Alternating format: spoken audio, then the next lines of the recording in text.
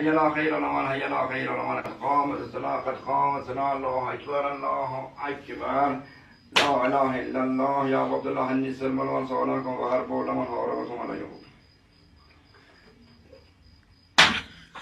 بسم الله الرحمن الرحيم الحمد لله رب العالمين الرحمن الرحيم مالك يوم الدين إياك نعبد وإياك نستعين اهدنا الصراط المستقيم صراط الذين أنعمت عليهم غير المغضوب عليهم ولا الضالين.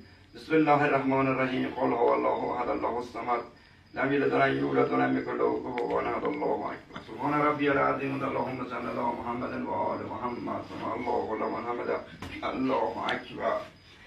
سبحان ربي على اللهم صل على محمد وآل محمد استغفر الله ربي.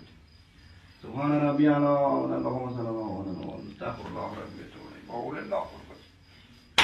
بسم الله الرحمن الرحيم الحمد لله رب العالمين الرحمن الرحيم مالك يوم الدين إياك نعبد وإياك نستعين اهدنا الصراط المستقيم صراط الذين أنعمت عليهم غير المغضوب عليهم ولا الضالين. بسم الله الرحمن الرحيم قل هو الله أحد الله الصمد لم يلد ولم يولد ولم يكن له كفوا أحد. ربنا آتنا في الدنيا حسنة وفي الآخرة حسنة وقنا عذاب النار. اللهم صل على محمد وآل محمد سبحان ربي العظيم اللهم صل والله لمن سبحان ربي العظيم اللهم صل على محمد استغفر الله ربي.